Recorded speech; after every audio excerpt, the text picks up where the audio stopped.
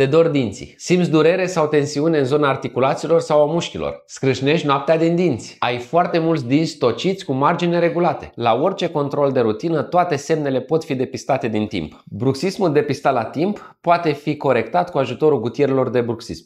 În cazuri severe, bruxismul poate duce la destrucții mari coronare și la reducerea în înălțimea dinților tăi. Este o problemă medicală care nu se rezolvă de la sine și ai nevoie de ajutorul medicului.